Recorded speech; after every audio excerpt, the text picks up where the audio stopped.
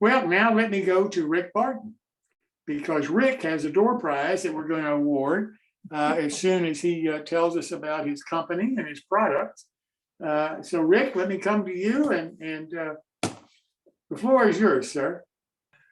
All right, thank you, Jim, for having me on, making sure my voice is coming through real well this time.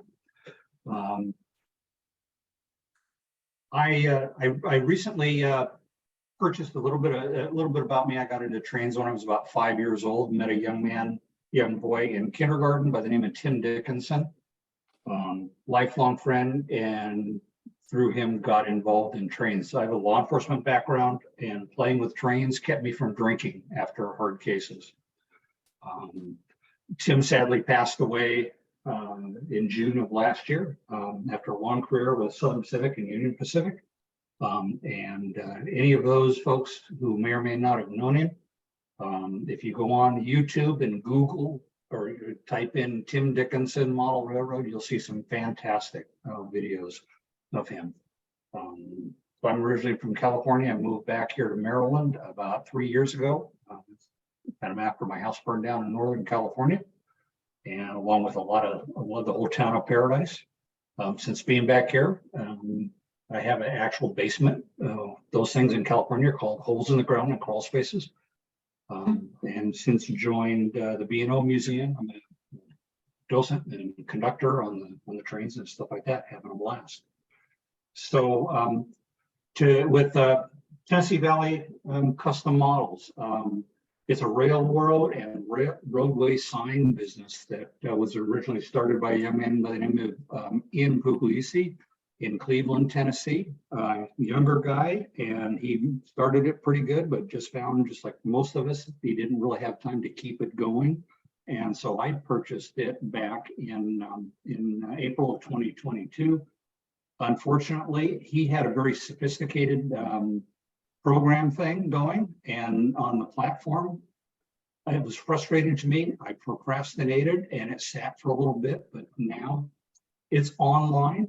We started it online live in January of 2023. So now I've got a bunch of stuff, and for the most part, this is what I sell. And especially for the modelers that we have in our group here, every one of you is capable of doing these on your own. I'm going to walk you through what I do. You can buy from me and save time. I'll ship them to you, or make them yourself. For me, it's not about making a small fortune. I don't think I can making small signs, but it's worth a try. So for all of the these that are up here, most of these are on my website right now. I'm trying to add things all the time. Some of the things are not on there. So if you see something that's not on the website that you want, or anywhere out there, let me know. Contact me. Stop signs and stuff like that. Just to let you know, the hospital signs here, I have several more on the website than those. Same thing with the parking signs. I probably have 7 or 8 of those. Also, there's the no parking and the handicap parking, different things. I also am doing the common modern US and Canadian standard rail signs using different prototypes. These are some of the examples of the things that I am selling right now. Some of them are not quite on the website yet, just due to lack of time and going through conductor school. These are all available also for me. Also, railroad specific products. Most of these are coming soon. I just got authorized by Union Pacific to sell things that are unique to Union Pacific, Southern Pacific, Rio Grande, anything that was a predecessor railroad. And surprisingly enough, Union Pacific was the easiest one to get authorization from. And I know they are really picky, and I've heard some horror stories about how difficult it is to get something from them. I've been verbally authorized by BNSF for them and their predecessor railroads, but I haven't got the official email yet. Pending, I'm CSX, Southern, and CPKCS and Canadian Northern. And that was my cat. You'll see her in a little bit. Yeah, there's more to her.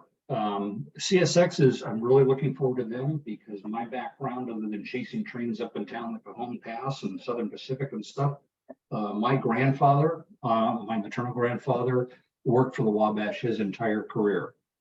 He started in the mailroom, went to college, worked his way up and became the assistant to the president of the Wabash, which is basically a very highly paid gopher. And he transferred over to NNW and moved from St. Louis to Roanoke, where he retired. His father also worked for the Wabash for many, many years. I initially was so happy when I got to go visit my grandfather because he worked for the Wabash, except that when he went to work, he went into an office and it was boring as hell. He didn't do any of the fun stuff. I did get to ride in a locomotive a couple of times. But so these are among the signs that I'll be offering on the website. I do my signs all in N, HO, S, and O scales. It's been a lot of fun. I've been HO my entire life. When I moved back to Maryland, I got a fresh start since everything burned up, and I decided to stay with HO. Working in little signs, I have gotten a new appreciation. I love O scalers and S scalers. HO folks are pretty good. N scale people, you guys are scary and weird, especially when I'm making very small signs. So just throwing that out. What I think makes my signs unique, and there are a lot of other folks that are out there making signs. Blair Wine makes some very nice ones. Tichy makes some very nice ones. And a couple other folks, some smaller companies and stuff. And so you can find them everywhere. One of the things that has always been an issue for me is that that the signs are not always scale. When I'm doing HO, I wanted things to look scale, size, realistic, not too thick. So that was part of what I did with this company. When I got it initially, there were just a few posts. The posts were standard size wood. I added scale 4x4s, scale 6x6. Both of them are basswood points. They're both prototypical. Obviously, the 6x6 is a little bit more sturdy. Also, I added color variations, a faded white, a brown stain, or a simulated creosote stain. And you can see those on the lower right. You can also see kind of the difference in the size of the posts. The 6x6 versus the 4x4, especially on the two brown ones, and then the round steel posts.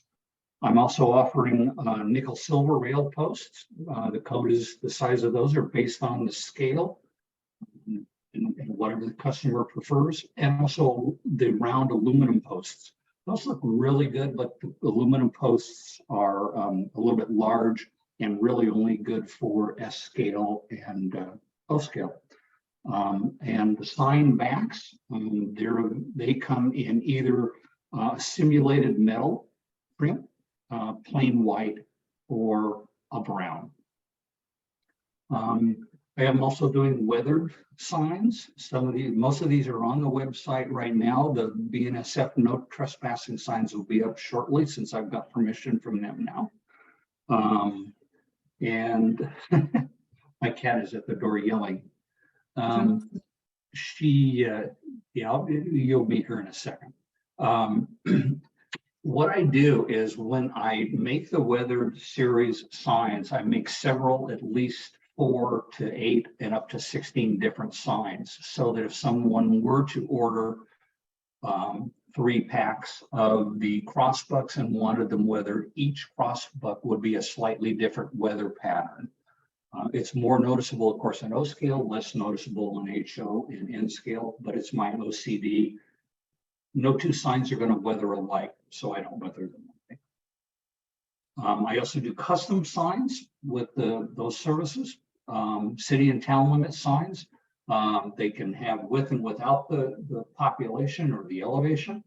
On the right-hand side, Paradise, that, like I say, that's where I used to live until the entire town burned down in 2018. It also killed 85 people, unfortunately.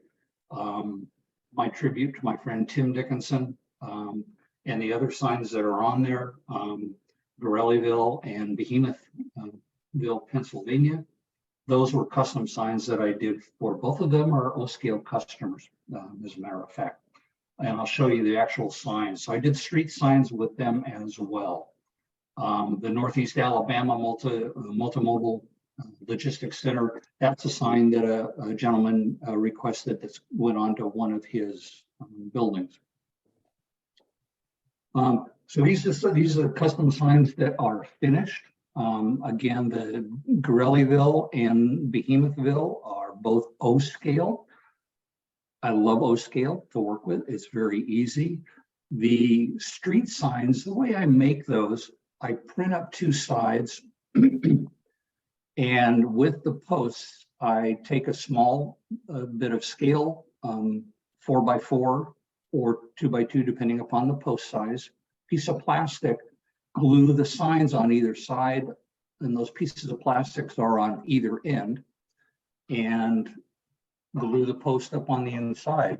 And so I offer those.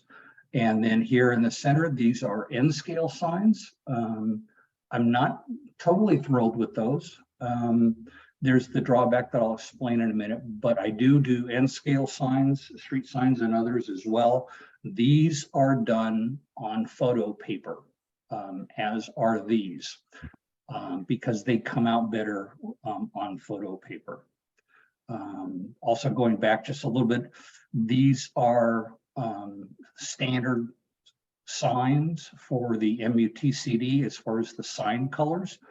This was a special request by him. This is actually PRR Tuscan Red that he requested for his signs. Also oddball signs, yes, pretty much, as you all know, because now I'm not only chasing trains, I'm driving around looking at signs, which drives my other half up the walls. There is a prototype for everything. That stop sign in Myrtle Beach, California, or Myrtle Beach, Carolina, is 6 feet across. Apparently people didn't see it and kept driving up that street. This crossbucks here is 2 feet. It's an itty bitty one, and it's a little branch line also in Myrtle Beach. And I've never seen one that size for a real train. This is my factory and storage facility where I do everything. I don't do it in my basement with my model table because everything would get lost in all of the shuffle. So that's basically the equipment, everything, the designing, where I store a bunch of stuff in 2 different printers to do all of it. My materials, I use scale 4x4 and 6x6 basswood. Both dimensions, like I said, are prototypical. I get the wood from Northeast through Scale Lumber, Kepler, USA, and also Mount Albert Scale, which is through Fast Tracks. All of them have been really great. It's just kind of price shopping and what may offer the best shipping for me at a time. The metal and aluminum posts are all K&S metals. The size varies by the scale that I use, but I generally do 2 sizes per scale depending upon what kind of sign it is. And I also recommend any of you who do work with metal posts and want to glue them onto the signs, clean them before you cut them to length. And I just use a little bit of Windex on a paper towel and I wipe them down, and you'll get some oily residue from the manufacturing process, and you want to get that off before you glue them on. I also offer a nickel silver rail, and in all of those codes, they're off to the right, and I use the nickel silver, the micro engineering nickel silver. So just a small little bit for that. Sign materials, I use a heavy, high quality cardstock.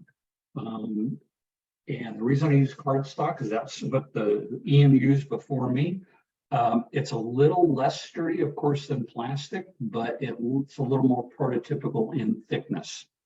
I do 120-pound cardstock for S&O and 90 pounds for HO&S. It took me a long time to find the right cardstock, and I keep experimenting to find even better ones. The drawback to the cardstock is the negative white letters tend to look a little bit fuzzy, especially in N scale. And the reason for that is it's not being printed, and a little bit of the color on either side of the white will bleed just a hair bit.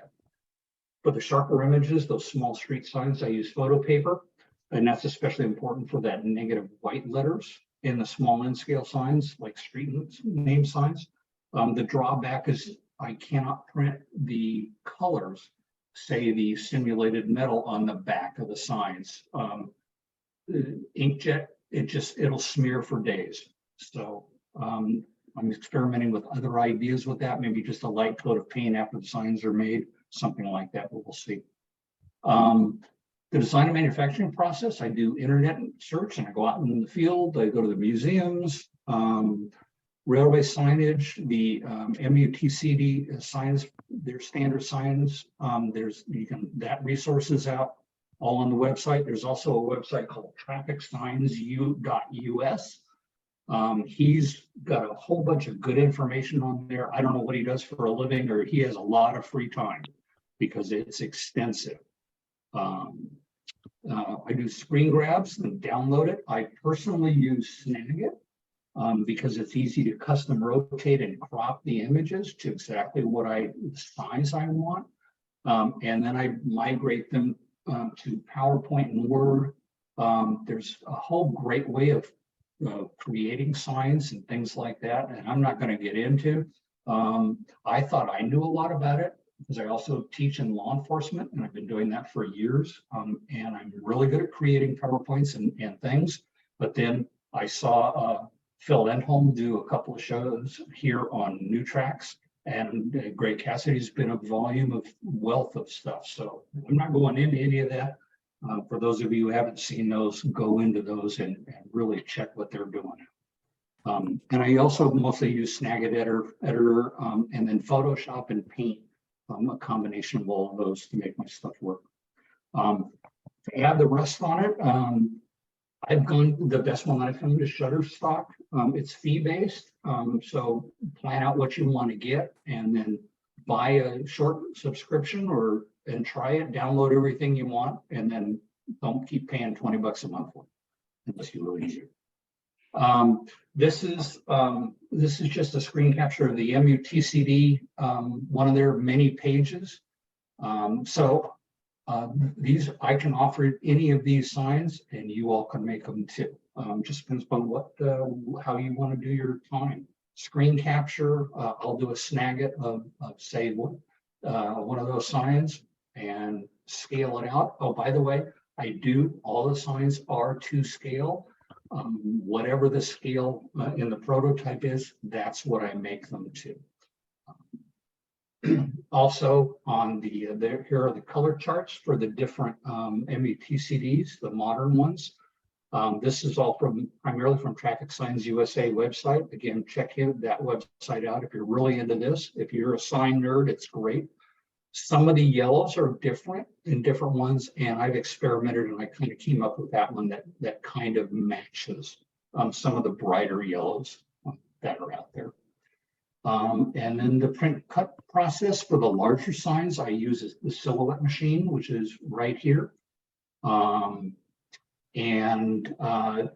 grid pattern makes it real easy to position the signs. And even if I'm going to hand cut, which I end up doing for the smaller signs, because the silhouette for the small signs will tear a little bit.